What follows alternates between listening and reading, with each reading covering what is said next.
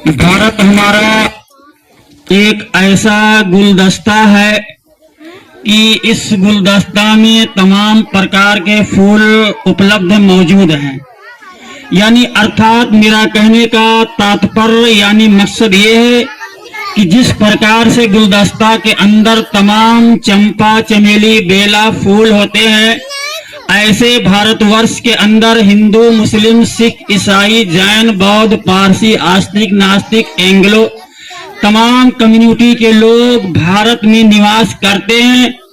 लेकिन जब मुस्लिमों का कोई त्योहार आता है तो मुस्लिम धर्म के लोग, समुदाय के लोग अपनी कहने में जहां पर इबादत करते हो जाते हैं। हिंदू भाइयों का जब कोई पर्व त्योहार आता है हिंदू भाई जाते हैं। लेकिन 26 जनवरी या 15 अगस्त का जब कोई पर्व आता है तो भारत माँ के नाम पर हिंदू, मुस्लिम, सिख, ईसाई हर समाज के लोग भारत माता के बैनर तले, तिरंगा के नीचे जोश खरोश के साथ, हर्षोल्लास के साथ गणतंत्र दिवस मनाते हैं। और हमें और आपको मनाने की आवश्यकता है। किसी शायर यानी कवि ने क्या कहा, अजाने मुस्कुराती है भजन की बागवानी में, अजाने मुस्कुराती है भजन की बागवानी में, बटन राजीव लगाता है रफी की शेरवानी में, रजा की ईद पर शंकर सिवैया खूब खाता है, रजा की ईद पर शंकर सिवैया खूब खाता है। अरे मदीना मुस्कुराता है यहाँ गंगा के पानी में, मदीना मुस्कुराता है यहाँ गंगा के पानी में। मैं ज्यादा समय नहीं लूंगा, 2 मिनट और ले रहा हूं क्योंकि अभी मैं एक विद्यालय से आ रहा हूं और हम लोग अभी कार्यक्रम को संपन्न किए हैं। लेकिन हमारे अजय सर हैं और मैं तमाम जो अभिभावक हैं, जो विद्यार्थियों के जो माता पिता, मैं उनसे अनुरोध ये करना चाह रहा हूं, हमारा भारत कैसे आजाद हुआ।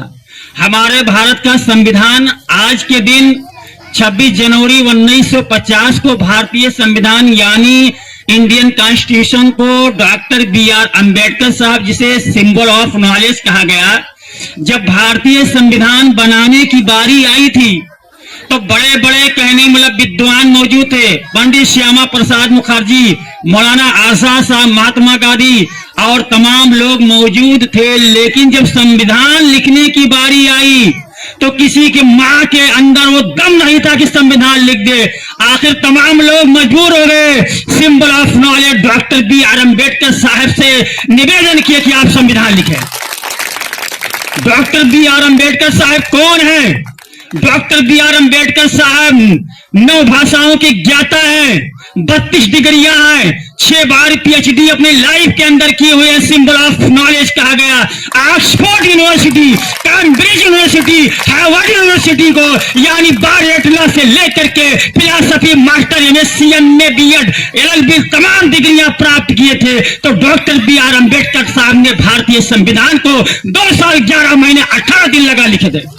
मालूम है, जब बाबा भीमराव अम्बेडकर साहब पढ़ने के लिए जाया करते थे, उनके साथ में छुआछूत भेदभाव होता था। उन्हें बाबा साहब को पानी नहीं पीने देते थे। जब शिक्षक पढ़ाने के लिए तैयार होता था तो बाबा साहब को विद्यालय से निकाल देते थे। लेकिन वाह वाह रे बाबा साहब, वाह वाह रे बाबा साहब, वाह, आपके जैसा कोई महापुरुष भारत के अंदर नहीं पैदा हुआ है। बाबा भीमराव अम्बेडकर साहब भारतीय संविधान को लिखे, यानी कहने बाबा साहब ने लिखा, अब राजा के पेट से राजा नहीं होगा, रानी के पेट से राजा नहीं। अगर कोई भारत का राजा होगा तो भारतीय संविधान के अंतर्गत होगा।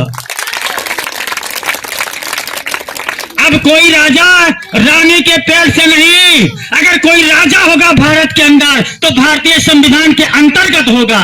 और आज हर कम्युनिटी को, हर धर्म को, हर मजहब को आज अगर लिबरेशन, आजादी मिली है तो इंडियन कॉन्स्टिट्यूशन के वजह से मिली है। मेरे भाइयों दोस्तों, मैं 1 मिनट और स्पीच लेना चाह रहा हूं। तुम्हारे दादा से, हमारे दादा से, हमारे पूर्वज से, लकड़दादा सकड़दादा कौन है? 2-4 पीढ़ी लोग बता पाएंगे, उसके बाद नहीं बता पाएंगे। तुम्हारे दादा, हमारे दादा मेड़ काटे जमीन जायदाद में बिजी रहे। चले गए मरकर जमीन के नीचे, या राम नाम सत्य कर दिया, या उसके बाद में मिट्टी में दफन कर दिया, जला दिया।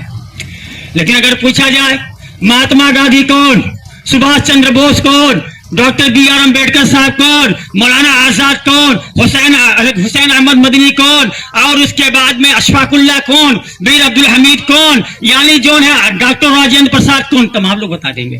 क्यों बताएंगे? क्योंकि उन्होंने शिक्षा को प्राप्त किया।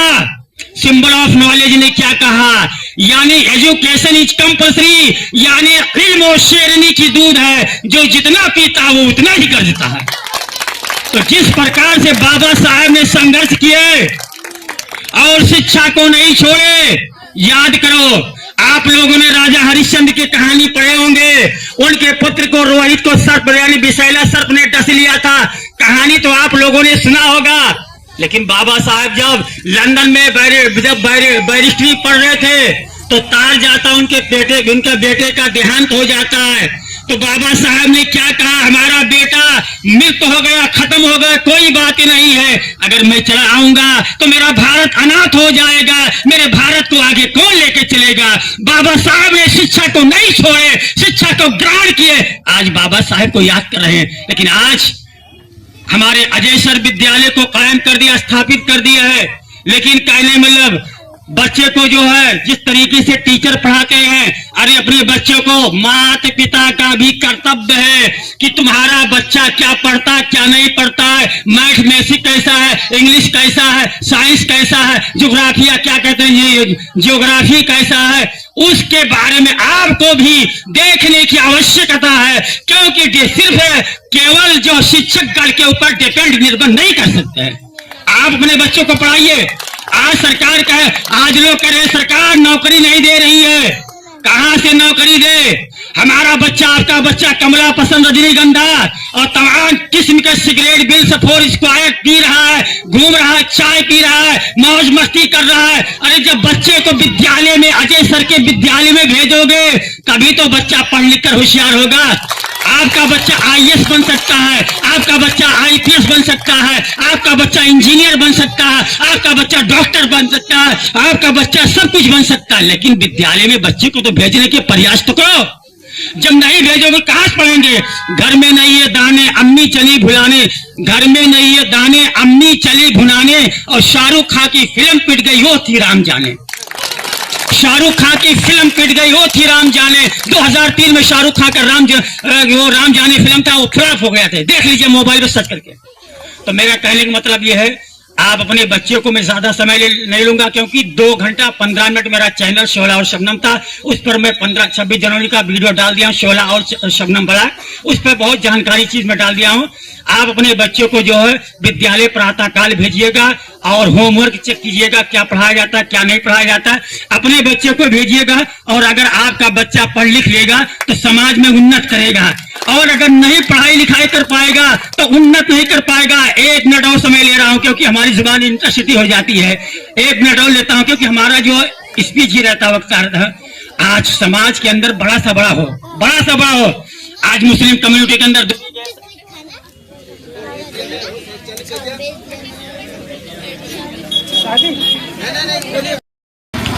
मजहब नहीं सिखाता आपस में बैर रखना, डॉक्टर इकबाल साहब का एक शेर था, भारतवर्ष के ऊपर लिखे थे। एक मुस्लिम वो भी हैं, एक मुस्लिम डॉक्टर इकबाल साहब, एक मुस्लिम जो है सैयद इब्राहिम जिन्हें रसकान कहा गया, और एक मुस्लिम अब्दुल रहीम खान खाना कहा गया, जो अकबर के 9 रत्नों में से एक रत्न थे। राजा टोडरमल, राजा मानसिंह भी थे। तो क्या लिखते हैं भारत के ऊपर, मजहब नहीं सिखाता आपस में बैर रखना, हिंदी है वतन हिंदुस्तान हमारा, सारे जहां से अच्छा हिंदुस्तान हमारा, हम बुलबुल इसकी गुलसिता हमारा। लास्ट प्रॉफिट PBH यानी मोहम्मद साहब ने कहा कि मनुष्य जिस देश में रहता है, मनुष्य जिस देश में रहता है उस मुल्क से प्रेम रखे, मोहब्बत रखे, वही उसका ईमान का हिस्सा होगा, श्रद्धा का भाग होगा। आज हमारे अंदर कहने में मिलजुल कर रहने की आवश्यकता है, मिलजुल कर रहेंगे तो ठीक है, नहीं रहेंगे बर्बाद हो जाएंगे। एक समय ऐसा था, एक तरफ जो हिंदू मुस्लिम तमाम लोग कंधे से कंधा मिलाकर चल रहे थे और हमारा भारत आजाद हो गया। और आज कंधे से कंधा मिलाकर के क्या, आज अंग्रेज हमारे हिंदू मुस्लिम भाइयों के दिलों के अंदर जो नफरत का बीज डाल दिया है। आज एक हिंदू मुस्लिम को देखना नहीं गवारा कर रहा है, एक मुस्लिम हिंदू को देखना नहीं गवारा कर रहा है। मैं कह रहा हूं, जब 1857 के अंदर तमाम योद्धा, तमाम महापुरुषों ने लड़ाई लड़ी थी, हिंदुओं ने भी लड़ा, मुसलमानों ने लड़ा, लेकिन भारत माता के नाम पर सर्वप्रथम अगर अपनी जान को अगर किसी ने बलिदान दिया तो कौन है बताओ? और है ब्राह्मण खानदान से ताल्लुक बिलोंग रखने वाले मंगल पांडे हैं। मंगल पांडे ब्राह्मण खानदान से हैं।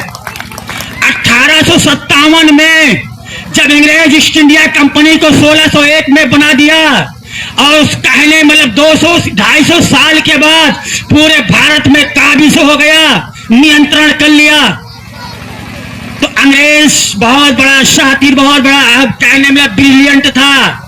अगर कोई हिंदू भाई रहा करता था तो दांतों से कारतूस देता था काटने के लिए। अगर हिंदू कोई रहते थे तो उस कारतूस में गाय की चर्बी लगाई जाती थी।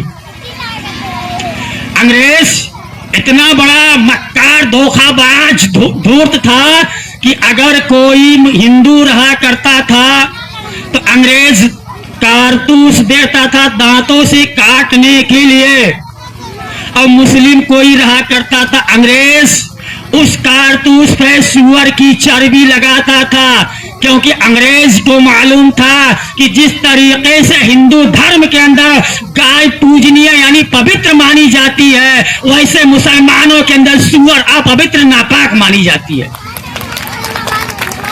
तब मंगल पांडे वार हमारे देश के सपूत, उन्होंने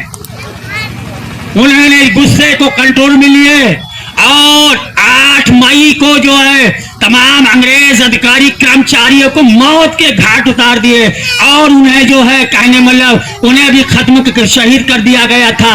1857 के बाद में मंगल पांडे की जो है शहादत के बाद यानी बलिदान दिवस के बाद में जब कहने मतलब रानी लक्ष्मीबाई है और उसके बाद आखिरी बादशाह बहादुर शाह जफर है, तमाम लोग थे। जब बहादुर शाह जफर को जो है अंग्रेज म्यांमार के जेल यानी रंगून में बर्मा में डालता है, सुबह का वक्त होता है, बहादुर शाह जफर के 2 लड़का, एक का नाम मोहम्मद, दूसरे का नाम मुआसम, और नाश्ता यानी कलेवा में ब्रेकफास्ट के समय जो है अंग्रेज दोनों बच्चों का सर पेश लाता है तस्तरी में, प्लेट में। अंग्रेज और बादशाह तिलमिला जाते। अंग्रेज क्या कहता है, दम दमे में दम नहीं, खैर मांगो जान की। अंग्रेज क्या कहता है, दम दमे में दम नहीं, खैर मांगो जान की। ए जफर ठंडी हुई अब तेग हिंदुस्तान की। तो बहादुर शाह जफर वो भी बहुत बड़े कवि थे, शायर थे। वो क्या कहते हैं, गाजियों में बू रहेगी जब तलक ईमान की, गाजियों में बू रहेगी जब तलक ईमान की, तख्त लंदन तक चलेगी तेग हिंदुस्तान की। तो मेरा कहने का मतलब यह है, अपने बच्चों को विद्यालय में भेजिए, पढ़ाइए। आपके बच्चे पढ़ लिख लेंगे तो डॉक्टर, इंजीनियर, बैरिस्टर कुछ बन सकते हैं। समाज में कितना अगर मान लिया जाए रुपया पैसा हो जाए, टाटा हो, बिरला हो, अंबानी हो, मुकेश हो, यानी माइक्रोसॉफ्ट हो, एलन मस्क हो, अगर एक रुपया पब्लिक के बीच में अगर डिस्ट्रीब्यूट करने के लिए कहा जाए वो मनी लॉस हो सकता है, रुपया धन दौलत खत्म हो सकता है। लेकिन एजुकेशन कहने मतलब तालीम यानी शिक्षा वो वस्तु है, एजुकेशन वो चीज है कि पब्लिक के अंदर जितना भी एजुकेशन को डिस्ट्रीब्यूट करोगे उतना ही सप्लीमेंट्री होगी, यानी आपको जो है वृद्धि होगी। इसलिए अपने बच्चों को विद्यालय में यानी प्रतिदिन भेजने की आवश्यकता है। आप अपने बच्चों को पढ़ाइए लिखाइएगा। अगर कहने मतलब रुपया पैसा कमा लिए लेकिन दुबई, सऊदीया, फॉरेन कंट्री, अमेरिका से आ रहे हैं, अगर पढ़े लिखे नहीं है, उनका सम्मान समाज में नहीं है, काओ फलाने अलावा ये खिलाओ। जब तक पैसा रहेगा आपको सम्मान देंगे, उसके बाद नहीं। और पढ़ा लिखा रहेगा, IAS और IPS उठ जाएंगे क्योंकि हमारे गुरु महाराज है। सब धरती कागज करूं, गुरु गोविंद दो खड़े काको लागो पाओ, बलिहारी आपने गुरु गोविंद ने भी बतलाया। गुरु का महत्व बहुत बड़ा है, यानी शिक्षा के साथ में दीक्षा का भी प्रयोग करना चाहिए। अगर दीक्षा है तो शिक्षा भी काम आएगा, अगर दीक्षा नहीं है तो शिक्षा भी किसी कार्य का नहीं है। इसलिए शिक्षा के साथ में गुरुजन का जो है, गुरु महाराज का जो शिक्षा दे रहे हैं उनके साथ में अच्छा बर्ताव करो, उनके साथ में हो कहने मतलब सही तरीके से रहो, नहीं तो गुरु अगर नाराज हो गए, क्रोध हो गए तो आपको श्राप दे देंगे, आपका शिक्षा बर्बाद हो जाएगा। जैसे लकड़ी को दीमक खा जाती है ऐसे आपका शिक्षा चौपट हो जाएगा, कोई काम करे। इसलिए गुरु का सम्मान दो, क्योंकि गुरु का और मर्तबा स्थान है। गुरु गोविंद दो खड़े काकू लागू पाओ। अरे बलिहारी आपने गुरु गोविंद दियो बतलाए। मैं अपनी बातों को यहाँ पर विराम करना चाह रहा हूँ और जय भारत, जय संविधान।